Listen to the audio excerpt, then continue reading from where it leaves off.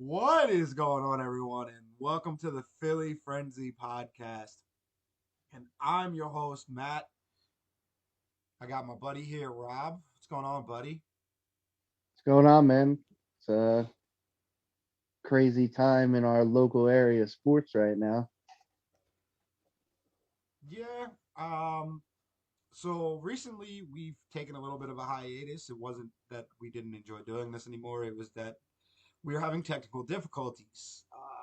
I had to go out and get a new computer, and as you can tell, I probably sound a little bit different. I can't find my actual mic that I was using before. So we're a little thrown off, but we're gonna bring something tonight for you guys finally. We're gonna talk about Philadelphia sports. And first we'll go Phillies, signing JT and DD, bringing them back. It's another run. Added some bullpen help. They don't have any pitching starting wise besides Nola and the kid from New York, Zach Wheeler. But besides that, I still don't think they're contenders. Then switching over to basketball, you got the 76ers, where you have most likely the MVP of the league with Joel Embiid playing out of his mind. They're 6-0 when Joel gets 30 plus points and 10 plus rebounds. I believe they're 14-2 with Joel on the court and 1-5 with him not playing. So Joel is definitely making a case for MVP, and he might be making a case for one of the best seasons in Philadelphia sports history. Um, then you got the Flyers, where they are currently tied for first place in not just their conference, but in the NHL, tied with Montreal and Boston, right, Rob? Yeah, Montreal, Boston, and our hometown Flyboys all have 16 points, top of the NHL. So we covered the three teams real quick that are not named the Philadelphia Eagles, who, if you're a Philadelphia fan, is the most important team in your heart because Philadelphia Eagles are just the best team, and they've had a lot of success over the last 30 years. They've played really well under Jeffrey Lurie. Jeffrey Lurie's done a very good job at getting head coaches, coming from Andy Reid being a quarterback's coach, nobody knowing who he is, to becoming a great head coach in Philadelphia. Now he's on to his third Super Bowl appearance and his second Super Bowl win after Sunday night.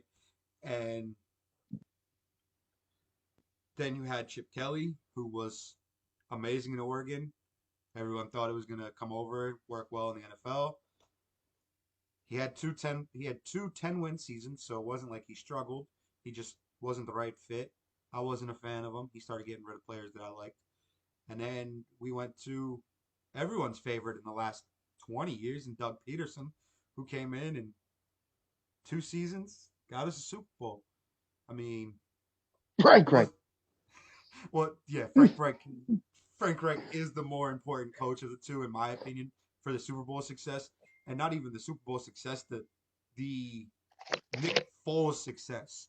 Frank Reich definitely hit a different area with Nick Foles and pretty much found what worked for him under Chip Kelly, inserted it into the offense with Doug, and they ran wild with it in the playoffs. I mean, but Doug had his moments. I'm not really a huge fan of Doug. He had a terrible year this year. I'm gonna say I'm excited for him to leave. Then we turn around and we talk about Carson, who again had a great 2017 season. I think a lot of it had to do with Rod. You got a cough again? Frank, right? Frank Reich. Um, so before we get into the new head coach, because I have a lot to say about that and their new coordinators and all that fun stuff, let's just shoot to the Carson Wentz reports, rumors, and all the fun things. So it seems like Carson's quote unquote wanting a trade, not asking for one, staying quiet, not talking to the media, just doing what he does, hanging out in the off season, hunting, staying away from everything football. Reports are flying everywhere that Carson wants out. It's very obvious that he wants out. I mean, who can you, who can blame him at this point? You got a guy who pretty much put everything on the line in 2017 with a dive into the end zone when they were playing the Rams, tore his ACL, stayed in the next play, threw a touchdown to Alshon Jeffrey, and then you don't get him any help. The last 3 seasons, you haven't drafted him anything. So if I'm Carson Wentz, I'm definitely out the door.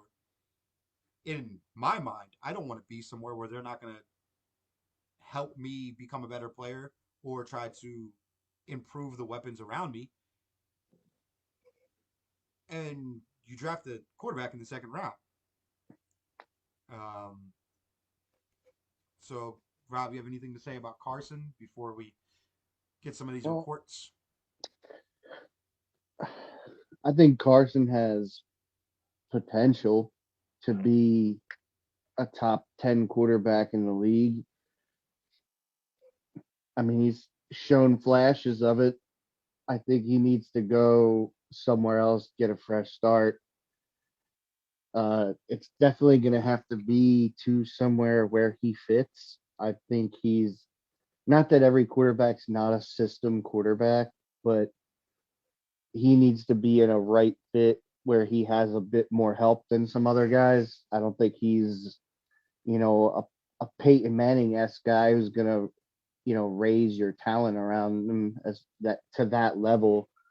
But also, the one thing you said that I can defend, I can and will defend the Eagles taking a Jalen Hurts in the second round.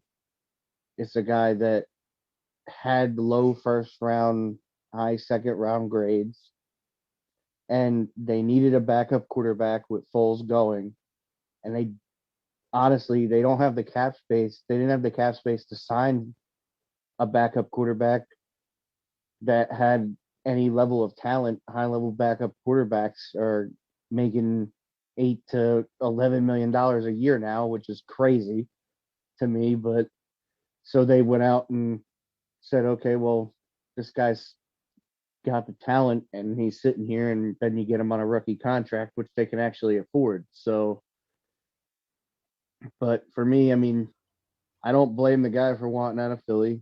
They have pretty much, I mean, done nothing to shoulder confidence in the young man between all the stuff with Foles and now all this stuff with Jalen Hurts.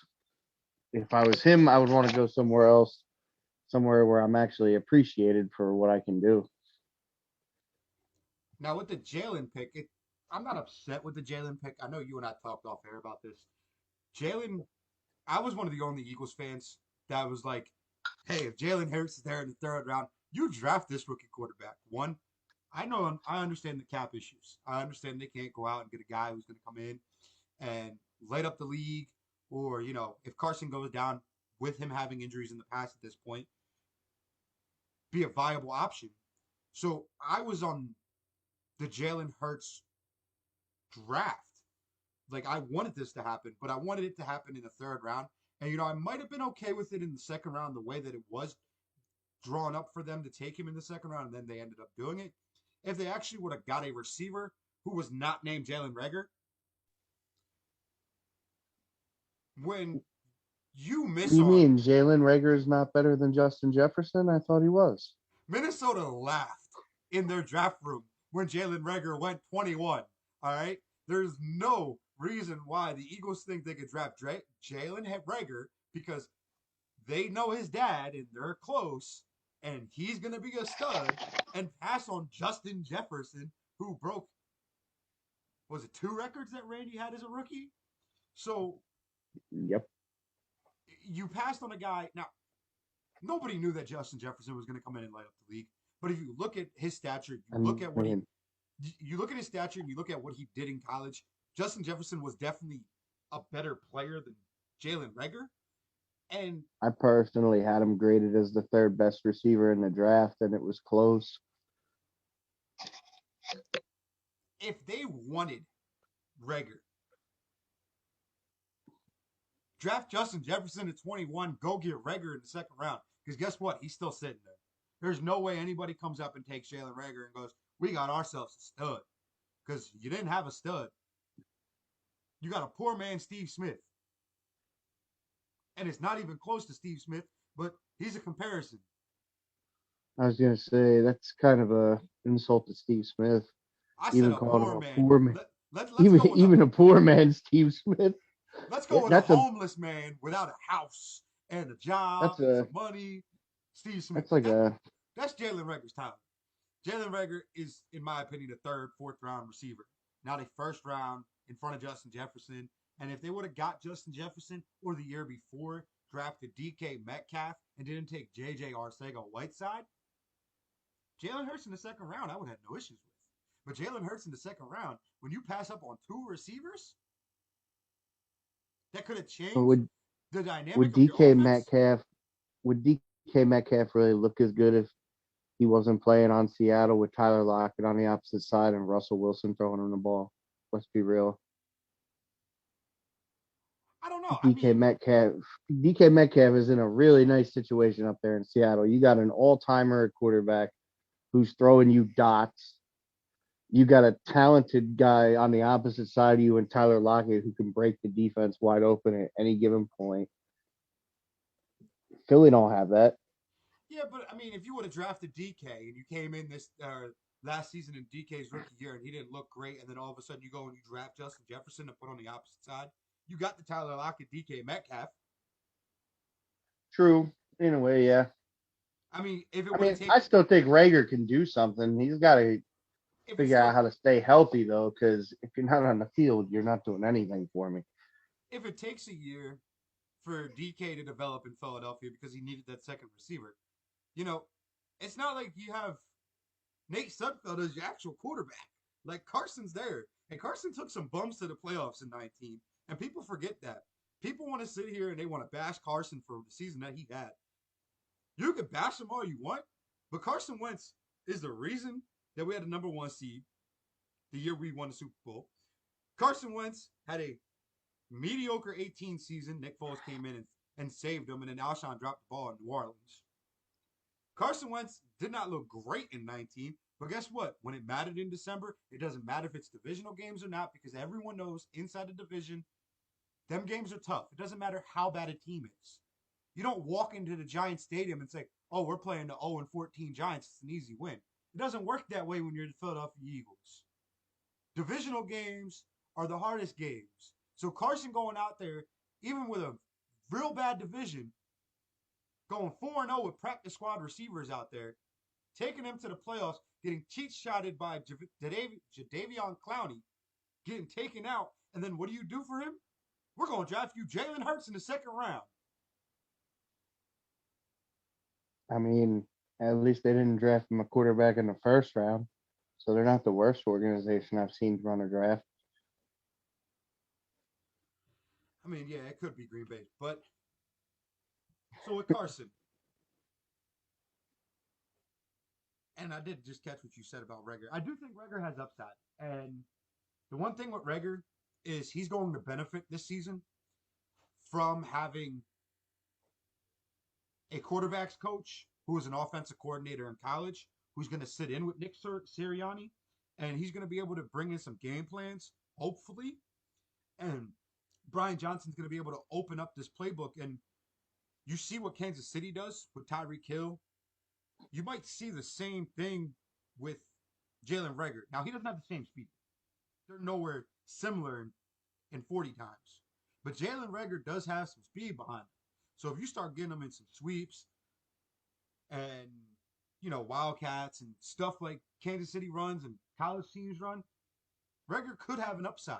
He could have a breakout second year. But I'm not going to sit here and say, definitely watch out for Rager because if you're doing a fantasy league, don't draft Rager until the 14th round. But to go back to Carson, Adam Schefter reported 2 days ago that Carson wants out. Philly does not want to trade him. This morning, Ian Rappaport reports Philadelphia is taking phone calls, accepting phone calls, but it does not seem they're going to be dealing Carson Wentz. Very similar situation in Houston where they came out and said they're not trading Watson, but they're going to have no choice but to trade Watson because they're going to get 17 first round draft picks for Not 17, him. probably 4. Okay, for a talented player, a second round pick. Depends how high it has to go, but I could definitely see them accumulating 4 first round picks for him. You're not going to get that same thing for Carson. You're not getting anybody that's going to pick up the phone and say, "Hey, Howie, I got 4 first round draft picks. Trade me Carson." Now, if this was after 2017 and you thought about keeping Nick Foles and you got on the phone and you listened to some phone calls, you might have got 4 first round draft picks after that MVP type performance all season long for Carson. Now, I think you're lucky if you get a second. There are some teams that are desperate for a quarterback. There's been some reports all over the place. Philly doesn't want to trade him. He wants to be traded. He wants to be with Frank Reich. Frank Reich isn't interested. Yada, yada, yada. It's a chess game. Indianapolis needs a quarterback. Carson Wentz loves Frank Reich. Frank Reich got the best out of Carson Wentz in 2017. The biggest report coming out of Indy is that the Eagles would be trading Carson, Ertz, and a pick to Indy for Darius Leonard and a draft pick. There's also reports that Philadelphia would be trading Carson Wentz to Denver in a package for Von Miller and picks. Speculations everywhere. We don't know exactly what's going to happen. Adam Schefter, quote unquote, reported that the Eagles are on the verge of getting a star player, but with the contracts and the cap issues that they have, I don't really know how they're getting a star player, unless they're getting somebody on a rookie deal. But in my opinion, if it's Indianapolis, if it's Denver, if both them players are involved, if both picks are involved, or if picks are involved, they get on the phone and they tell me they're giving me Darius Leonard. I'm taking that in a heartbeat. Get on the phone, you tell me I'm getting Von Miller. I take that in a heartbeat. But Darius Leonard's the guy I want because he's younger. Well, Darius Leonard is a lot easier for y'all to make work with the cap too, because this is the last year of his rookie deal, I believe. So he's probably only making a few $1,000,000. And what it seems like is they're trying to move Carson for picks and expiring deals. Now with Carson, you have the $33.8 million cap hit if you trade him. That cap hit affects your cap this year. It will not affect next year. Next year, they're with Carson off the books. I believe they're sitting at about 84 million right now. That's no renegotiations. That's no new players. Just as of right now, who's on the roster, what contracts are coming off, and what would happen if Carson's taken off.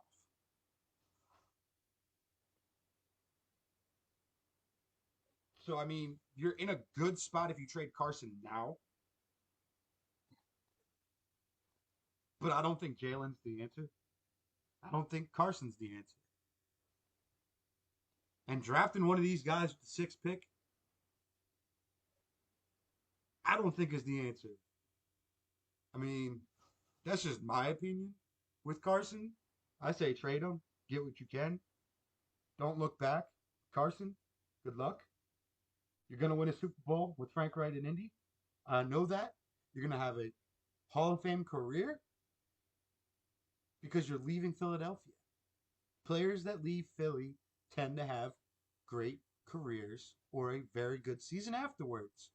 Nelson Aguilar looked like a stud in Las Vegas this year, right, Rob? Give my man a 3-year contract, baby. I want him back.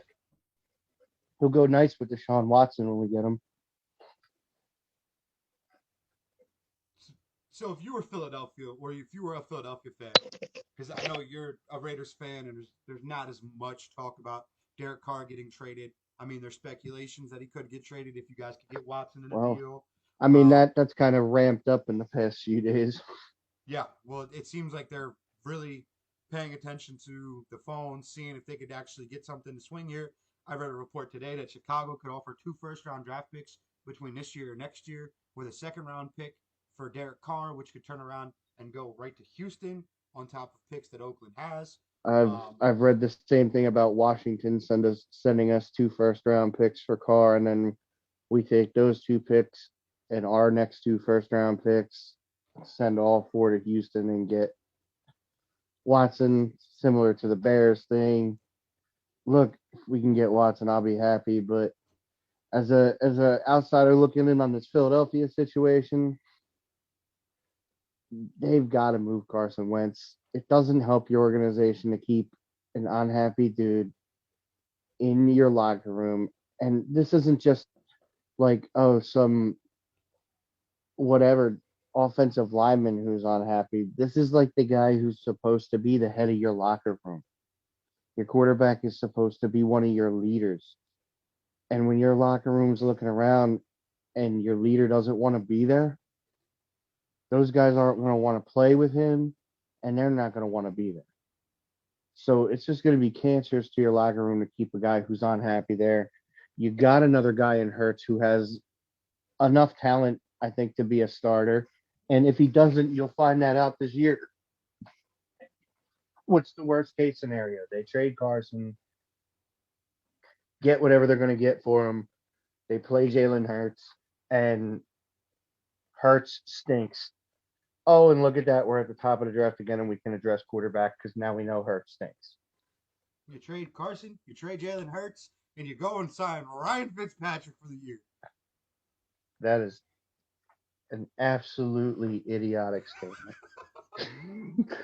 You got to keep Jalen Hurts. He's young.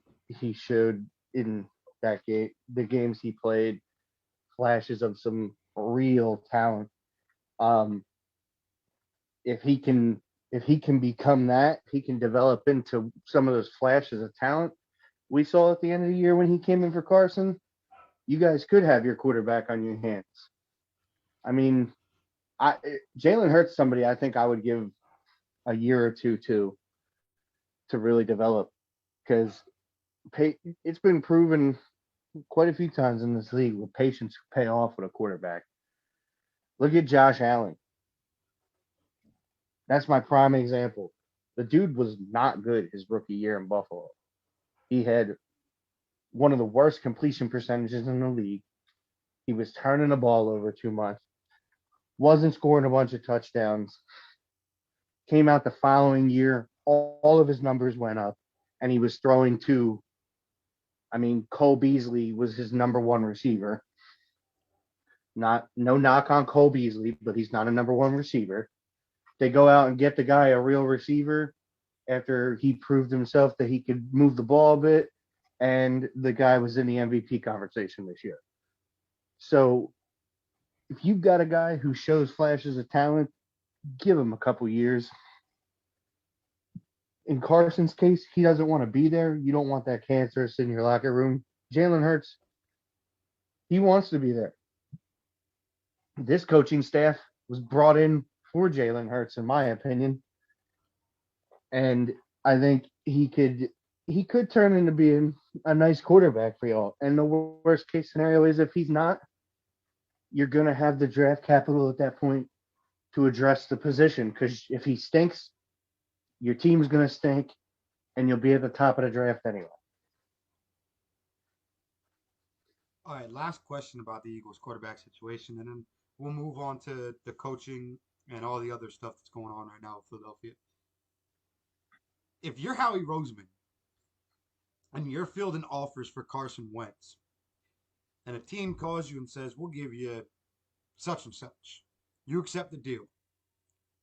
The same day you get a phone call from Denver. Say you have the deal in place for Carson to go to Indy. The same day you get a phone call from Denver, and Denver goes, we could give you a first, a fourth, fifth, whatever. You're getting good value back, and they're asking for Jalen. With Carson already gone, do you even listen to it? Do you even think about it, or do you just say, Jalen's our guy?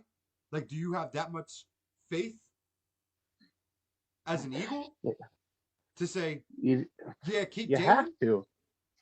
You have to. What's a first round pick from Denver worth to you if you don't have a guy who can even remotely be a starter? You get I rid of mean, both of to these me, guys, I don't know who you're going to have as a quarterback. to me, if you're telling me Denver's going to trade me their number 9 pick this year for Jalen Hurts, and I got the number 6 pick, I don't even.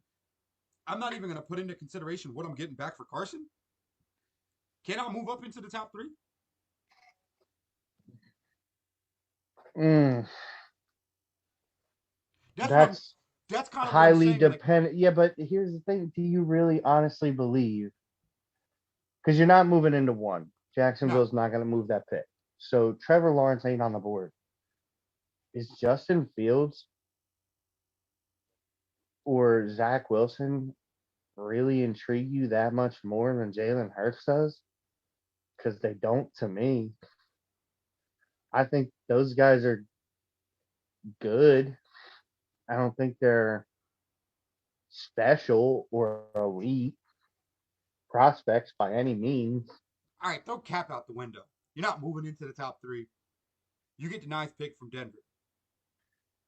Now you got the 6th pick, 9th pick, and picks next year, picks later on this year, and all that fun stuff. Do you feel the call just because you might be able to go get Watson? Because now you have more ammunition? That's going to Like, depend. I mean, I feel like do you keep that in the back of your mind? Say, if Denver's going to give me 9 and I got 21 from Indy for Carson, I'm sitting at 6'9", 21. Can I call Indy or can I call Houston and say, I got 6'9", 21 in the first next year? Give me Watson? you could say I got 6'9", 21 Zach Ertz. Like this, would that be something? Because in my mind, it would be if Denver called and they were like, we'll give you 9 for Jalen Hurts because they can't move up. I can't disagree with you on that, but is that going to happen before Deshaun Watson's gone? Because if I'm Denver, shouldn't Denver be trying to put a package together for Watson too? I mean, they should be. There is a report that Watson isn't saying no to Denver. Watson actually would be interested in going to Denver. That's the other thing with Watson's no trade clause. Is Philadelphia even somewhere he'd consider going? Probably not. I mean, I wouldn't want to go there, but that's because Howie's running the thing. So, I wouldn't go there because their cap situation's bad. Their head coach is a fucking stooge. Pardon my French. he He's is a that ball guy. player. That guy's an idiot. After I watched his press conference, all I have to watch is Deshaun Watson is that press conference and go, yeah, no, I'm Philly's out. They're not on my list. All right, now that So we're having this conversation about Sirianni. Nick Sirianni is now the new head puppet. I mean, coach of Howie Roseman and Jeffrey Lurie's fantasy football team. So bravo. now that he's walked in, he has done some very questionable things. Starting with his offensive and defensive coordinator. His defensive coordinator, Jonathan Gannon, DB's coach from Indy last year.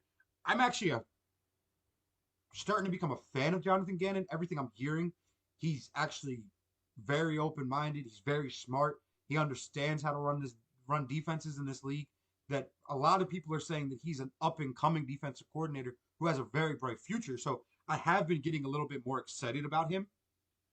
Sirianni, on the other hand, is not Eric Bieniemy. And then Andy Reid comes out and says they didn't even formally ask to speak to Bieniemy. So that threw me for a whirlwind because Bieniemy should have been the guy who was our head coach. Um, If I'm Eric Bieniemy, I wouldn't take that job,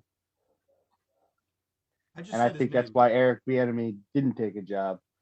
I also think it's the same reason Brian Dabo didn't take a job.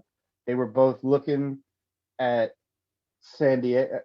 San Diego because I refuse to call them the LA Chargers. They should move back. Uh, they were both looking at that job. Neither one of them got that job. So both of them said, well, I'm pretty much in the best position I can be in other than being a head coach of a team I actually like the situation for. So I'll just wait another year and be the top two candidates again next year But now that because there's going to be a lot of there's going to be a lot of good spots next year potentially opening up with guys that are on the hot seat in much better situations than what was available to them this year for hires. with Bieniemy gone, I mean, well, not Bieniemy gone, but with Bieniemy off the board and us taking Nick Sirianni as the head puppet of the fantasy football team of Jeffrey Lurie and Howie Roseman, he also got Shane Steichen, offensive coordinator from the Chargers last season. He is not getting any credit for Pep Hamilton work with Justin Herbert, who is the quarterback's coach in San Diego, LA, whatever you'd like to call it. And from my understanding, Chargers fans were happy and jumping for joy the day Steichen left. So that doesn't give me much hope as an Eagles fan watching this guy come in. Now, yes, Sirianni's going to be the play caller and he's running the offense. But why was this guy brought in? It doesn't seem like he's got that great of a background. Now, we're talking about three guys I don't know much about, which is bad because I follow a lot of football. And for me not to know anything about any one of these three guys besides Sirianni was Frank Reich's right hand man. Jonathan Gannon has a bright future from what a lot of people say in the league. And Steichen, who has fans excited that he walked. So I mean, I'm not really excited about this coaching staff. There is one bright part about this coaching staff, and I'm a Carson Wentz fan. I love Carson, but I also love my Eagles. And there's a quarterbacks coach walking through that door in Brian Johnson, the offensive coordinator in Florida the last 2 years. He has been a family friend with the Hertzes, the Hertz family, however you want to say it, since Jalen was 4 years old. So everything points to Jalen being the guy. You bring in a family friend. Jalen's come out and said he loves Brian. Um, Brian tried recruiting him to Florida and to Mississippi State. So Brian Johnson, I think, has the highest upside on this coaching wheel that we have. And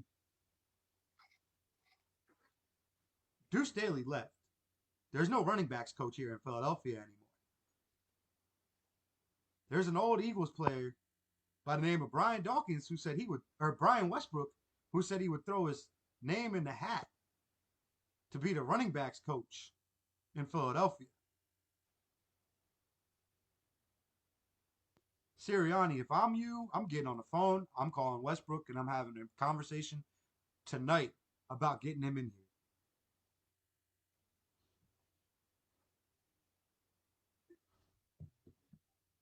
Now, Rob, I did hear you say something about the way that his press conference, Sirianni's press conference went. Darius Leonard actually came out and defended him. Um, he said, quote, "It's funny that people are trying to clown him. Everyone isn't a great media person or talking in front of people. He's a good coach, and I can't wait to see that team go to work. People always got something to say outside looking in. I bet if the camera was on them, they'd fold." So Darius Leonard seems like he's a real big supporter of Sirianni. I understand that. I mean, you look that Colts defense has been lights out. Yeah. They're good, and most casual football fans take out DeForest Buckner, who they traded for in a blockbuster trade last year. Take out Darius Leonard. Couldn't name you a single player off of their defense, and yet they're top five in the league in pretty much every defensive stat.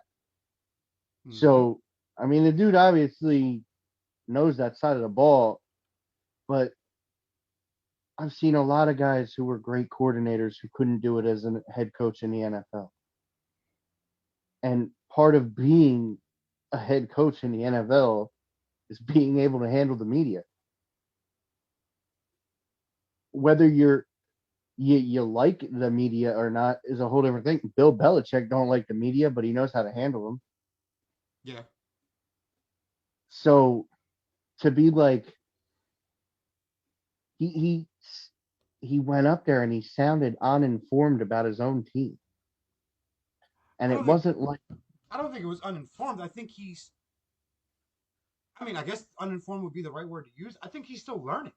I don't think I think Philadelphia called him. He was on vacation. Philadelphia called him and was like, "Oh, you're in Florida? Oh, well, come to Howie's house or come to Jeffrey's house and we'll do an interview right now. And you don't have to watch any tape. Just say yes, sir, no, sir, and make sure every time we ask you if it's okay if we do something, say yes, sir, and then we'll offer you the job. We'll call you. We'll put it out to the public. Make it sound great, and then we'll get you into Lincoln Financial Field. We'll have you walk around the practice field. We'll have you look at everything going on in the training rooms, and then have you go up for a press conference. Make sure you've never watched film on the Eagles before, besides when you were sitting next to Frank Reich trying to get the offense set up in Indianapolis for the first time 2 years ago. But go up there and say, we're evaluating everything. And we understand that we don't know who this quarterback's going to be. Don't say that. You cannot go up there. I'm sorry. You do not stand in front of the podium and say we're having a quarterback competition or we have no idea who our starting quarterback is, because if you were going to get a first round pick for Carson Wentz, you could kiss it goodbye because you just said he might not be better than a second round draft pick. but and that's what I mean by he went up there uninformed. I don't care what the reason was that he was uninformed. If he's uninformed, he shouldn't have gone up in front of the media yet. You say that, yep, we've hired Nick Sirianni. He'll be available for a press conference after he's had time to evaluate the team. He's currently on vacation with his family and taking time with his family. So until he can come back and get a full evaluation of our roster, he's unavailable to the media. That's it. Guess what? People could be mad about it. They could be upset about it, but they can't change it. So if you tell them it is what it is, they have to get over it. But they didn't do that. They hung the guy out to dry because they don't care. No, it's the And that may Howie. sound, It's the Howie and Jeffrey fantasy football team. It's not the Philadelphia Eagles. It's how much can Howie run a team and how much can Jeffrey buy the team. They're literally playing Monopoly inside their stadium. It's unbelievable to me that you got a head coach that walks up into a press conference and says, "Yeah, Howie has control of the 53-man roster, and I believe I have control of the 46 who dress." How don't you know if you have control of the 46 who dress? You're the head I coach of believe, the Eagles. I believe I do. It really is unreal, man. That's what I mean. They made him look so bad in that press conference. It's crazy to me that you want your fans to buy into this guy, but you let him go out there and make himself look like a complete stooge because he wasn't ready to speak because he didn't know enough about the team.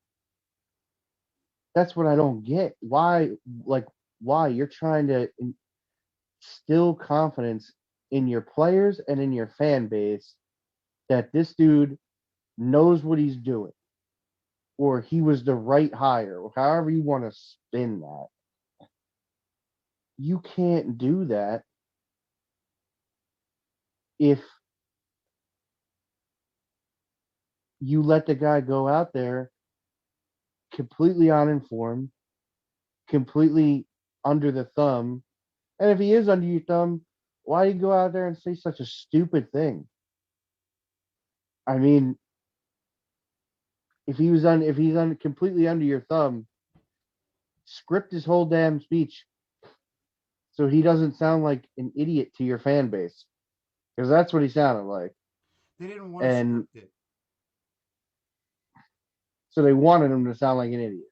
Yes, because why did Doug Peterson get fired?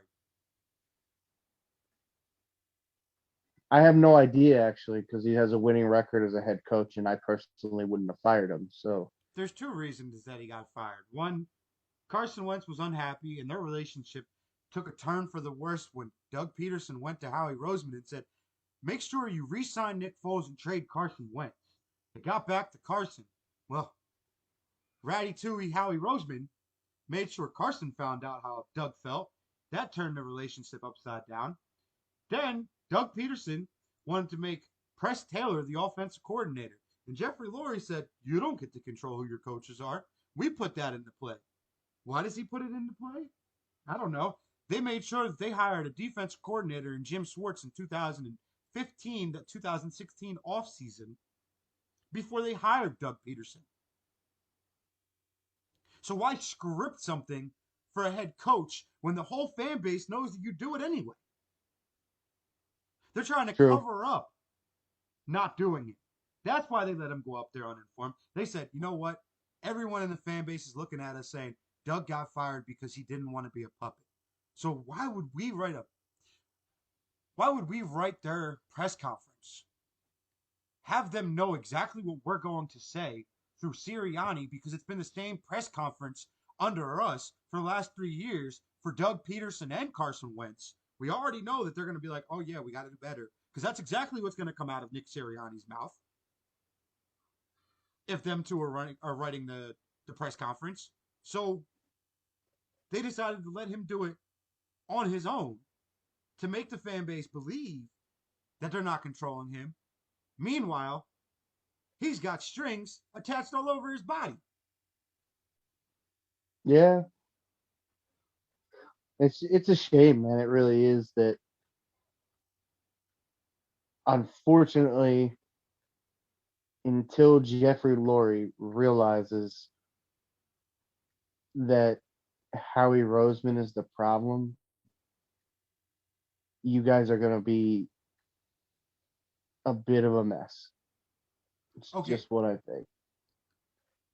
Jeffrey Lurie is never going to realize Howie Roseman is the problem. Howie Roseman has been the GM through 4 coaching changes now. When Andy got when they got rid of Andy, when they got rid of Chip, when they got rid of Doug, now Sirianni's here. Guess what? Our GM's still the same person. Want to know why? Because Because he Howie has your Rose owner's ear. no. Because Howie Roseman is a monopoly board. He literally lays down on a table and says, Jeffrey, you tell me who you want and I'll get whoever you want. I don't care. Jeffrey Lurie said JJ Arcega-Whiteside has such an upside. He's going to be the best wide receiver in the draft. Let's take him in the second round. And Howie said, okay, Jeffrey, you know nothing about football, but neither do I, so let's draft him. You guys are smart. There's another man inside your building that would be running your drafts. Well, he ran away, and I'm happy he ran away. I don't blame him. But unfortunately, this is a situation where I think your GM is caught. I mean, he does a lot of good for the team because I've never seen a guy I swing know where cap you're going. situations like this man swings a cap situation. Your team goes into every offseason negative $40 bajillion into the cap and then ends up signing 3 superstar top free agents every year for $20 million plus contracts because somehow the magician made money disappear and then reappear. It's because he backloads I every don't single get it. contract. He sits here and he goes, "Hey, can you restructure your contract for us? Instead of you making 17 million this year, can you make $5 million? We'll be 12 million under the cap, and then we'll pay you $40 million in 3 years. Don't worry about the cap. I'll come across that when I want to." I mean, pretty much. Eventually, though, I do think eventually Laurie will figure out that they need to move on. I think when he's done from playing how fantasy he football, yeah. from how he as the general manager, you just got to hope he's smart enough to not pull the Jerry Jones card then and go, well, this guy didn't work out, so I'm going to be our general manager because it'll be the same problem. At this point, he's worse than Jerry Jones. I didn't think I'd ever say that. Eh, but again, you're not wrong because he's. I am a firm believer that owners should not meddle and get directly involved in the organization as far as personnel, other than obviously you should be hiring your own general managers, but you should be smart enough to know that your general manager is supposed to know about football. I just, you guys got a lot of issues, and that's not something I would have said a couple of years ago. I They were getting masked up. They must have been getting masked up pretty well because it seems to be the same issues. But I Well, mean, think about it. Two years ago, you wouldn't have said out of all the job openings that Philadelphia was the worst opening, but I winning certainly said that this year. winning cures everything. Winning makes everything disappear. One part of me, I'm excited that we won the Super Bowl. I still am happy that we won in 2017. But guess what?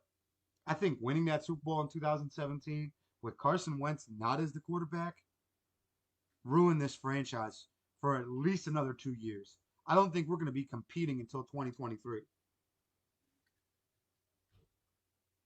I Yeah, I could easily see that, and that's if you can figure out who your quarterback's going to be.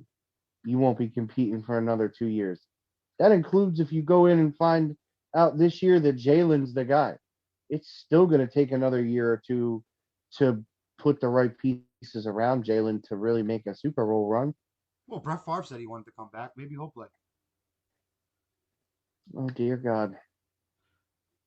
All right. So now that we covered Carson, we covered the coaches and Howie Roseman and Jeffrey Lurie. The next thing, really, to cover real quick, and then we will pretty much say goodbye and go on and be ready for our next podcast, is what's going to happen with these veterans. Um, Deshaun's getting cut. Alshon's getting cut.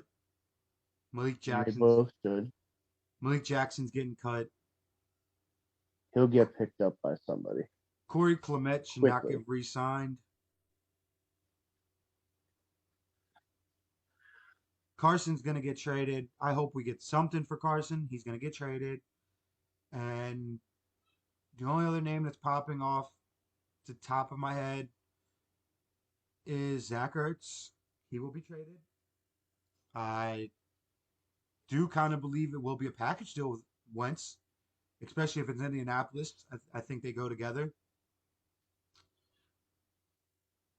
And these moves have to be made. It's not something where they could sit there and say, well, we want to keep these guys. You don't have the cap room. You got to get rid of all these guys. And they got to go to Brandon Graham. He's coming off his first Pro Bowl, and you got to go, Brandon. We can't pay you $17 million or $16 million next year. We just can't. And it's gonna be taking a taking a pay cut. Brandon Graham's gone, and I know a lot of people are going to be upset about Brandon Graham leaving. He did have a very good year this year, but I'm ready for all these older guys that are above 31 years old to leave. The Joe Banner effect needs to happen. Once you hit 30, you got to be looking over your shoulder. Howie Roseman's like, oh, you're 40 years old. Jason Peters, your best friends with Jeffrey Lurie. Why don't you come back and play another year? We'll pay you $14 million this year. Just for him to get hurt and play 4 games. Two, because he'll play 4 quarters, or he'll play 8 quarters. He'll play 2 total games, 8 quarters, stretched upon 5 games. True. But I can't see them doing anything else besides these moves. They have to make these moves, and this might not even clear you up enough to go get some guys. So it's going to be a very meaningful draft. You're going to have to draft well. And one thing that Howie sucks at doing is drafting. So I just pray that we hit and we get Jamar Chase at LSU and give Jalen Hurts a weapon.